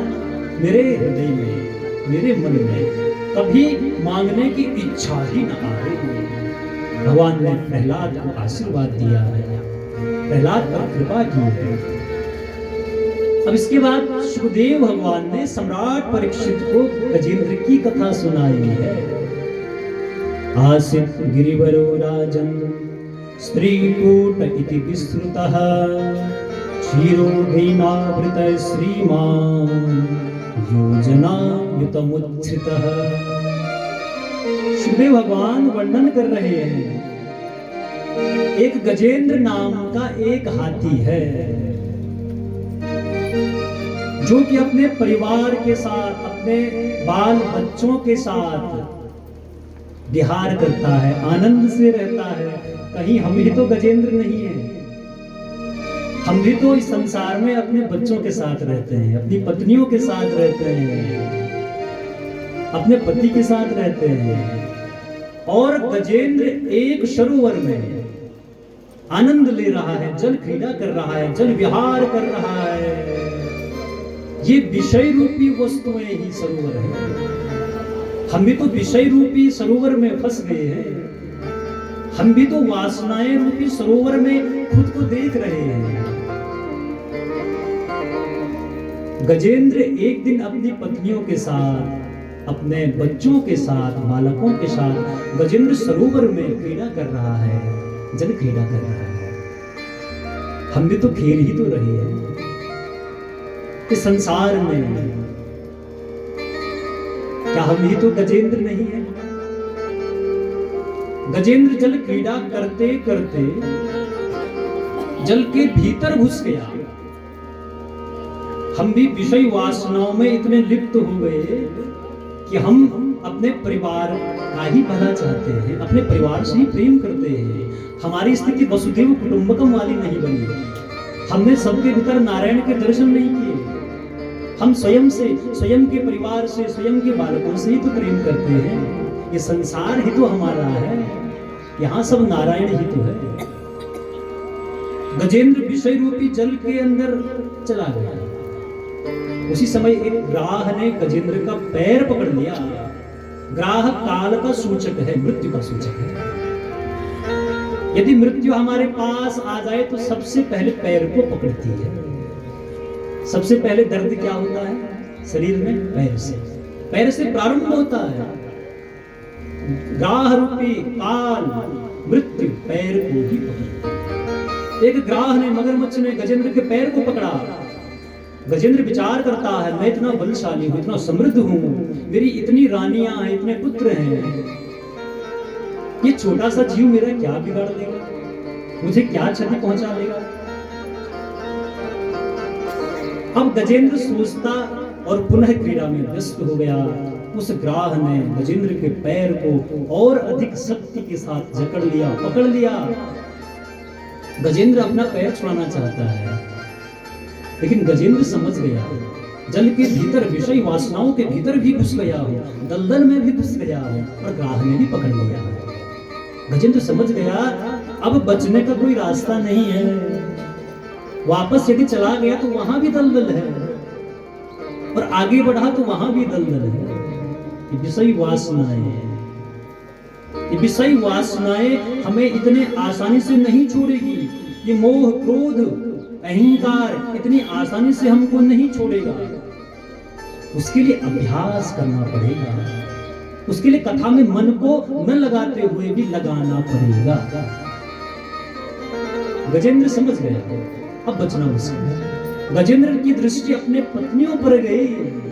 गजेंद्र विचार करता है कि पत्नी मुझे बचा लेगी।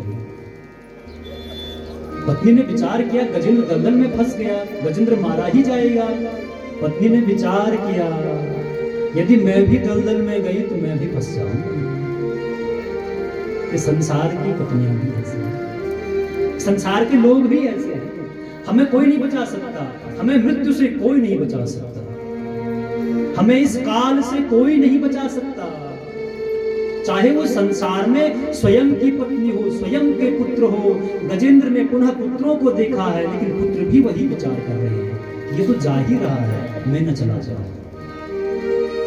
और हम कहते हैं कि ये संसार मेरा है, ये पुत्र मेरे हैं, ये पत्नी मेरी है, ये मेरा अपना है। यहाँ कोई किसका अपना नहीं है, यहाँ तो सबका एक ही अपना है। वो कौन है? कृष्ण, राम, नारायण। अंत में गजेंद्र समझ गया अब मुझे कोई नहीं बचा सकता।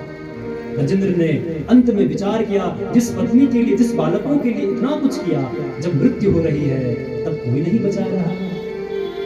गजेंद्र ने भगवान को याद किया।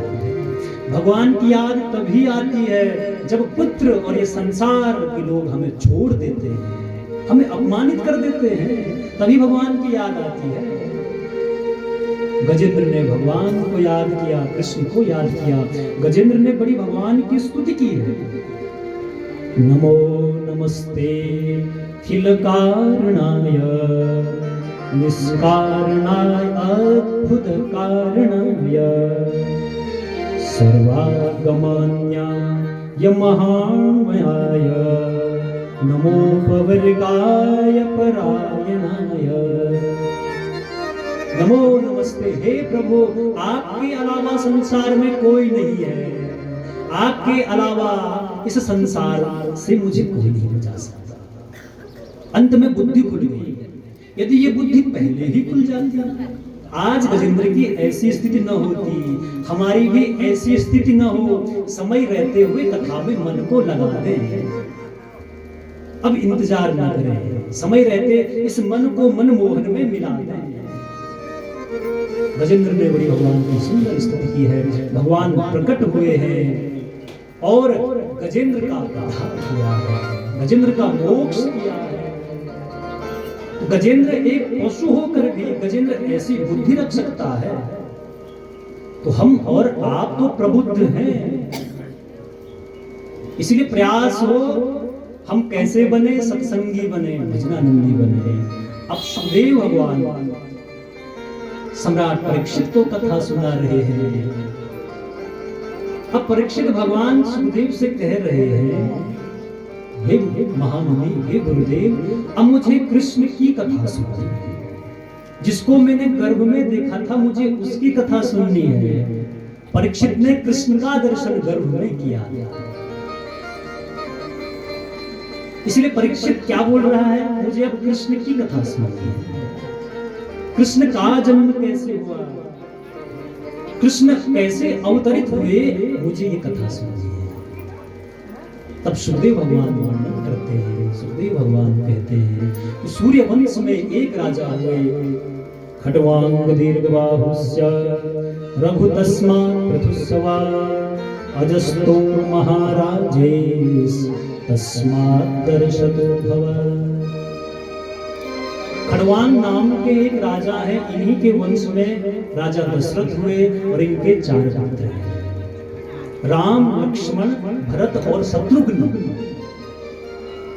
हम ही राम हैं और हम ही रावण हैं। राम कथा विस्तार से है, लेकिन समय की भी अपनी मर्यादा है। तो हम लोग केवल भगवान राम को स्पर्श करेंगे, प्रणाम करेंगे। राम कौन है, दशरथ कौन है, त्रिजटा कौन है, शूर्पणखा कौन है। राम और रावण में क्या अंतर है? कौन राम है और कौन रावण है? रावण ने एक ही भूल की। रावण लोभी नहीं था। जिसके पास स्वयं सोने की लंका हो, क्या वो लोभी हो सकता है? रावण ने क्या कार्य किया? रावण ने दूसरे की वस्तु को अपनाना चाहा, दूसरे की वस्तु को अपना बनाना चाहा। ये संसार किसका है? कृष्ण का। और हम इसको अपना बना रहे हैं। ये मेरा घर है, ये मेरा पति है, मेरे पुत्र हैं, मेरा घर है। ये संसार किसका है? कृष्ण। दूसरे के घर को अपना बता रहे हैं, अपना मान रहे हैं, मान भी लिया। क्या हम ही तो रावण नहीं? दशरथ कौन है? रथ कहते हैं मार्गों को, जिसके 10 मार्ग ठीक हैं, जिसकी ज्ञानेंद्रियां और कर्मेंद्रियां ठीक हैं, वही दशरथ है। जिसने इंद्रियों पर संयम किया, ज्ञानेंद्रियों पर संयमित कर लिया, कर्मेंद्रियों पर संयमित कर लिया, उसी के घर राम उत्पन्न हो सकता है। और शूर्पणखा का नख कहते हैं नाखून को, जिसके नाखून बड़े बड़े हैं वो शूर्पणखा। नख नाखून और शूप जिसे हम धान का संधान करते हैं, अच्छा शूप जिसके नाखून लंबे लंबे हैं वो क्या है? और त्रिजटा कौन है? जिसने अपने बालों को, केशों को 3 जगहों से बांधा हुआ है, अलग अलग स्थानों से बांधा हुआ है, वो कौन है? माताओं को अपने केशों को कैसे बांधना चाहिए? आजकल तो हम यदि अपनी मांग भी भरते हैं तो बड़ी सूक्ष्म भरते हैं, छोटी भरते हैं। जितनी लंबी हम मांग भरेंगे उतनी पति की उम्र बढ़ जाती है। हमने छोटा कर दिया, बहुत अब तो दिखता भी नहीं है। अब तो पता ही नहीं लगता कि माता का विवाह हुआ या नहीं हुआ। इसीलिए कथा सुनने से पहले स्वयं को भी ठीक करना पड़ेगा। कथा का फल यही है, हमारा जीवन सुधर जाए। तो हम रावण ना बने, हम शूर्पणखा ना बने, हम त्रिजटा ना बने। हम केवल और केवल प्रभु का चिंतन करें, ध्यान करें, सत्संग करें, कीर्तन करें। भगवान श्री राम को यही हम लोग प्रणाम करें। अब सुखदेव भगवान सम्राट परीक्षित को कृष्ण जन्म की कथा सुनाते। सुखदेव भगवान वर्णन कर रहे हैं भगवान की नाभि से कमल का उत्पन्न हुआ, कमल से ब्रह्मा, ब्रह्मदेव से अत्रि और अत्रि से चंद्रमा, और यहीं से भगवान का चंद्रवंश। भगवान कृष्ण रात्रि के समय में है और भगवान राम दिवस में है, दिन में है। कृष्ण कथा, कृष्ण का आविर्भाव प्रारंभ में, कथा के प्रारंभ में आपसे निवेदन किया था, आज कृष्ण को पकड़ना है, हृदय में बैठाना है। कृष्ण कब हृदय में बैठेंगे? जब हमारा जीवन राम की तरह मर्यादित होगा। इसीलिए राम जन्म पहले है, कृष्ण जन्म बाद में। पहले मर्यादित होना पड़ेगा, तभी तो कृष्ण इस हृदय में प्रकट होंगे। और चंद्रमा के बाद विश्वामित्र के 100 पुत्र हुए। उनमें यति, ययाति, सयाति, अयाति, वियाति और कृति नाम के राजा हुए। राजा ययाति का विवाह देवयानी से संपन्न हुआ। इनके 2 पुत्र हैं, यदु और पुतर्गु। आगे चलकर पुनर्वसु नाम के एक राजा हैं, इनसे आहूक और आहूक के 2 पुत्र हैं। एक है देवक और एक है उर्वशी। देवक के 4 पुत्र और इनकी 7 पुत्रियां हैं, उनमें से एक है देवकी। और इधर उग्रसेन है, जिनके पुत्र हैं कंस, सुनामा, कंक और राष्ट्रपति। कंस बड़ा दुष्ट है। कंस ने अपने पिता को राज्य से हटाकर स्वयं राज पर बैठ गया और पिता को कारागार में बंद कर दिया।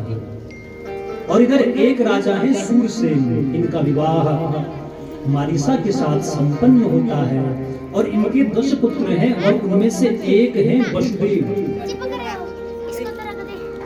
आज से 5000 वर्ष पूर्व ये पृथ्वी धर्म विहीन,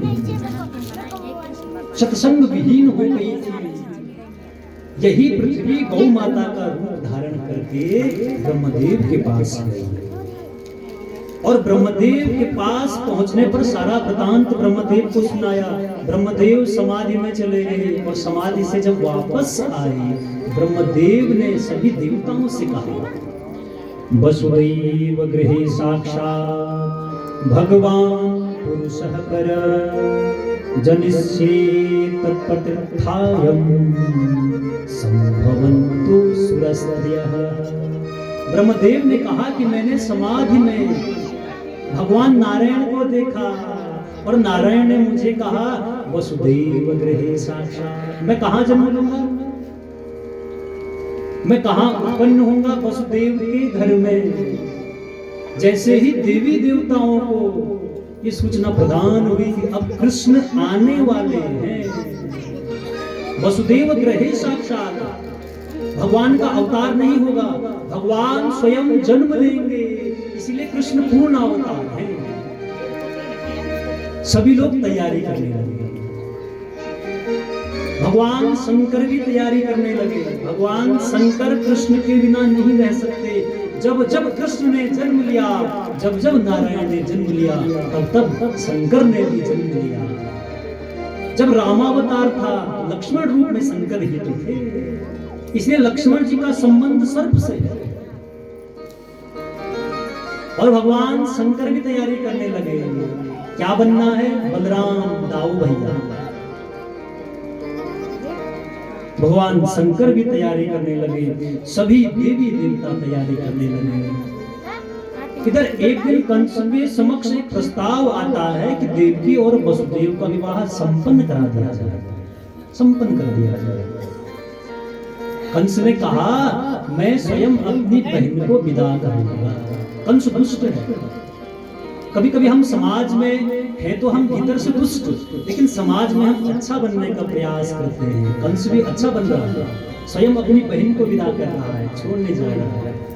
उसी समय आकाशवाणी हुई, और आकाशवाणी में क्या शब्द निकले?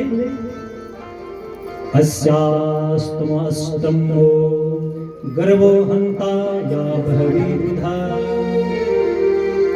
हे कंस, जिस देवकी को छोड़ने तुम जा रहे हो, इसका 8वां पुत्र तुम्हारी मृत्यु है, तुम्हारा काल है। जैसे ही वसुदेव, जो कि देवकी के साथ थे, इस प्रकार की बात सुनते हैं, वसुदेव चिंतित होते हैं। कंस तो दुष्ट है, ऐसा सुन के अवश्य देवकी को मार देगा। अब कंस का भाव बदल गया। एक भाव है कि अपनी बहन को छोड़ने जा रहा है। अब मृत्यु जैसे ही ज्ञात हुई कि मेरी मृत्यु होगी, मृत्यु का कारक ये है, उसी समय क्रोधित हो गया, हाथ पर तलवार उठा दी। अब देवकी को मारना चाहता है। क्या हम ये तो कंस नहीं?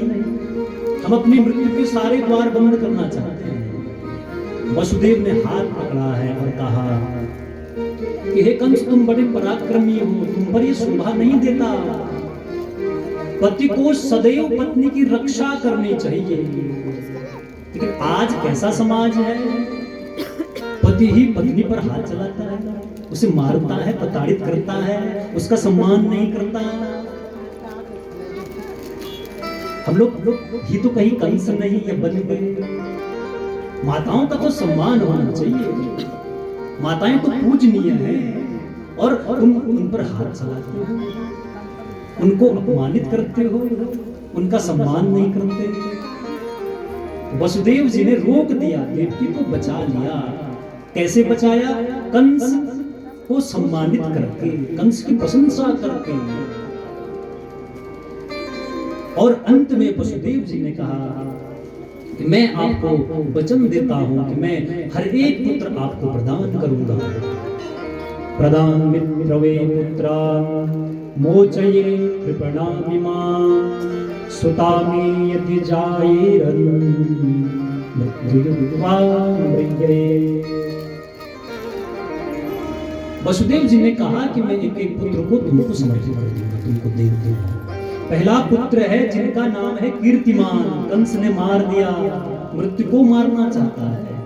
कंस का लक्ष्य है 8वें गर्भ को मारना, लेकिन मार सबको रहा। पहले पुत्र जिनका नाम है कीर्तिमान, उनको मारा। दूसरे पुत्र हैं सुषेण, उनको भी मारा। तीसरे भद्रसेन, ऋजु, संवर्धन, और छठवें हैं भद्र। अब 7वें पुत्र जन्म की, क्योंकि 7वें में किसको आना है? बलदाऊ भैया को, बलराम जी को आना है। यहाँ बलदाऊ भैया बड़े हैं, कृष्ण छोटे हैं। राम जन्म में राम बड़े हैं, लक्ष्मण जी छोटे हैं। जब लक्ष्मण ने राम की सेवा की थी, राम ने कहा लक्ष्मण, इसका बदला तो मैं दूंगा ही। वो कहां दिया? कृष्ण जन्म में। कृष्ण ने बलराम भैया की, बलराम जी की बहुत सेवा की है, बाल लीला में बहुत सम्मान दिया है। तो बलदाऊ भैया जब 7वें गर्भ में आए, भगवान ने योग माया को आदेशित किया, तुम इस गर्भ को रोहिणी माता के गर्भ में स्थापित कर दो। जो आज विज्ञान कर रहा है वो कार्य हमारे ऋषियों ने, इस भारतीय संस्कृति ने बहुत पहले कर दिया था, और हम स्वयं कहते हैं कि विज्ञान आगे है। अध्यात्म से बड़ा कोई नहीं। विज्ञान तो जो हमारे आध्यात्मिक चीजें थी उनको अब सीख रहा है। जो आज वायुयान उड़ रहे हैं, ऐसे वायुयान कर्दम ऋषि ने अनेक बना लिए थे। इसीलिए हम अपनी संस्कृति को भी न भूलें। हम अपनी संस्कृति को, सभ्यताओं को, संस्कार को यदि भूल जाएंगे तो कौन बचाएगा? हम ही प्रातः काल उठ के माता पिता को प्रणाम नहीं करेंगे, हमारे बच्चे कैसे हमको करेंगे? इसीलिए हम स्वयं पर कार्य करें, स्वयं को ठीक करेंगे। 7वां गर्भ स्थापित हुआ। अब 8वां जो गर्भ है, अब परमात्मा को आना है, कृष्ण को आना है। भगवान कृष्ण गर्भ में आ गए। सभी देवताओं ने, ब्रह्मदेव ने भगवान की स्तुति की है, जिसे श्रीमद् भागवत में गर्भ स्तुति कहा है। सत्यव्रतम सत्य परम त्रिसत्यम सत्यस्य योनिं निहितं च सत्ये सत्यस्य सत्यव्रत सत्यनेत्रं सत्यात्मकं त्वां शरणं प्रपन्ना।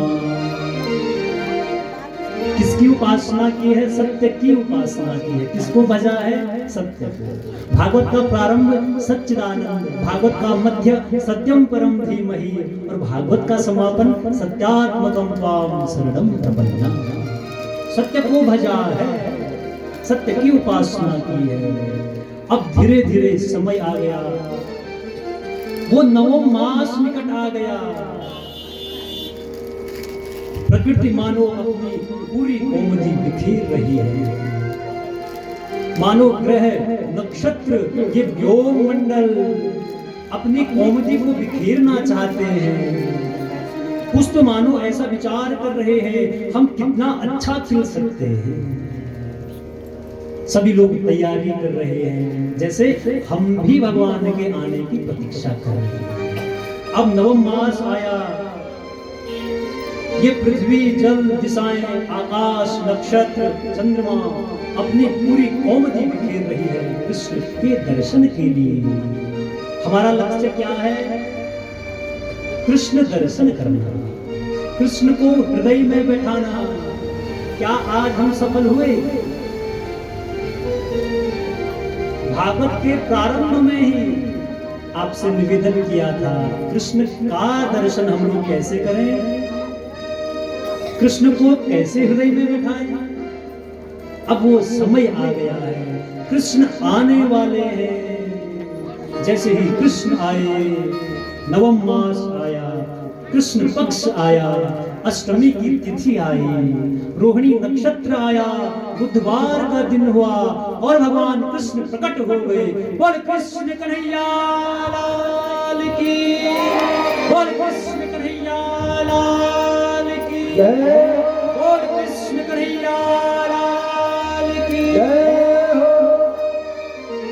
नंद के आनंद भयो जय कन्हैया लाल की, ओ नंद के आनंद भयो जय कन्हैया लाल की, नंद के आनंद भयो जय कन्हैया लाल की, ओ नंद के आनंद भयो जय कन्हैया लाल की, जय कन्हैया लाल की,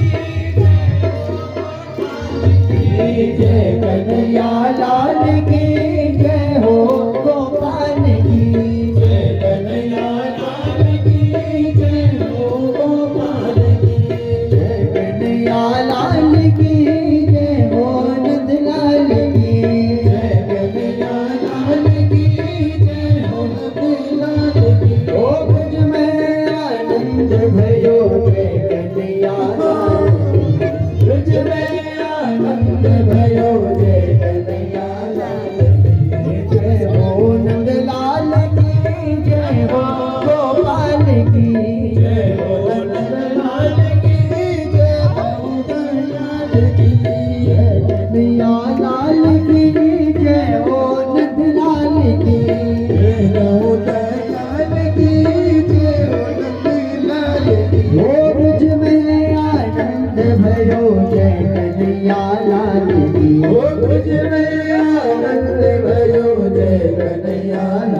पूनम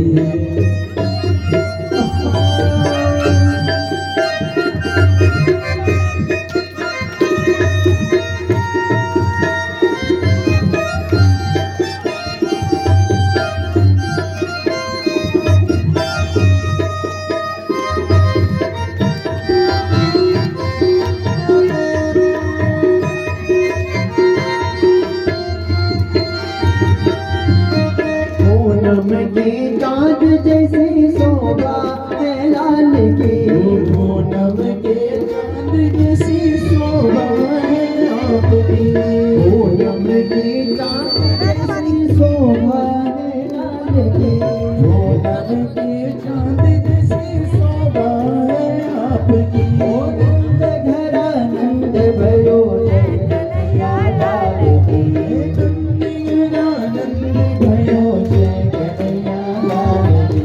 कोटि ब्रह्मांड के अधिपति लाल की, ब्रह्मांड के अधिपति लाल की, कोटि ब्रह्मांड के अधिपति लाल की, कोटि ब्रह्मांड के अधिपति लाल की। ओ हाथी घोड़ा पाल की जय कन्हैया लाल की, ओ हाथी घोड़ा पाल की जय कन्हैया लाल की, जय कन्हैया लाल की जय हो नंद लाल की, ओ जय कन्हैया लाल की जय गौरा लाल की, जय कन्हैया लाल की जय हो नंद लाल की, जय कन्हैया लाल की जय हो नंद लाल की। ओ हाथी घोड़ा पाल की जय कन्हैया लाल की, ओ हाथी घोड़ा पाल की जय कन्हैया लाल की।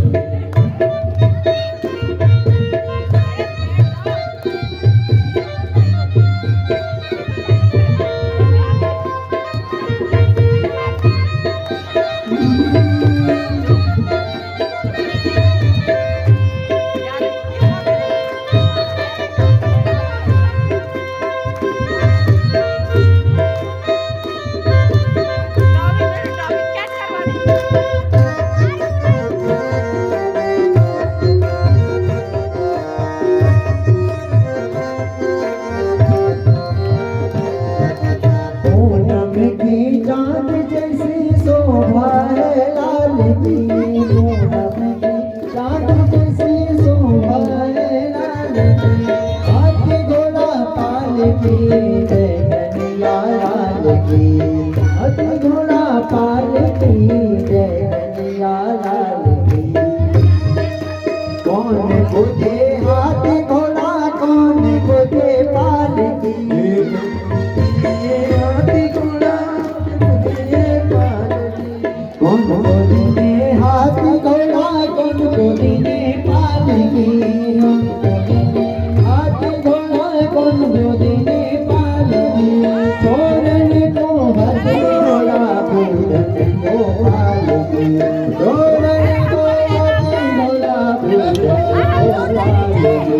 नंद घर आनंद भयो जय कन्हैया लाल की, नंद घर आनंद भयो जय कन्हैया लाल की, नंद घर आनंद भयो जय कन्हैया लाल की, नंद घर आनंद भयो जय कन्हैया लाल की। हाथी घोड़ा पाल की जय कन्हैया लाल की, आनंद उमंग भयो लाल की, जय आनंद भयो जय कन्हैया लाल की, जय हो दयाल की। नंद घर आनंद भयो जय कन्हैया लाल की, पूनम की चाँद जैसी जय कन्हैया लाल की, हाथी घोड़ा पाल की जय हो लाल की, नंद घर आनंद भयो जय कन्हैया लाल की।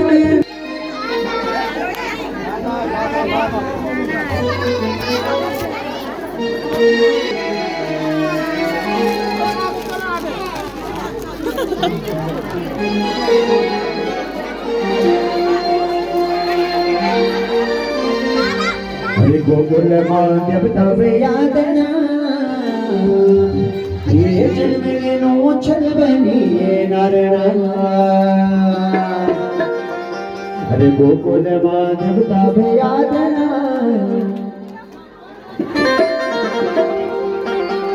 हरि गोकुल माधव तब यादना ये जन्म ले दो द्वारिका नारायणा गोकुल माधव तब यादना जन्म ले दो चलबनी नारायणा गोकुल माधव तब यादना जन्म ले दो चलबनी नारायणा चलबनी नारायणा चलबनी नारायणा चलबनी नारायणा चलबनी नारायणा गोकुल माधव तब यादना जन्म ले दो द्वारिका नारायणा गोकुल माधव तब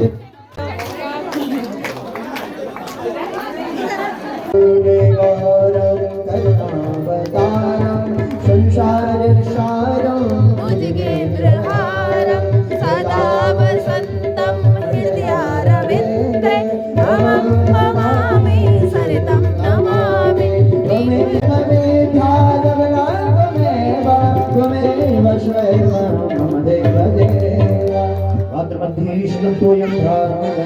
मण्डपोपरि अङ्गलग्नमनुष्याणां शर्मं पापं कष्टं दुःखं विभूमदे ॐ जनेशेतिरे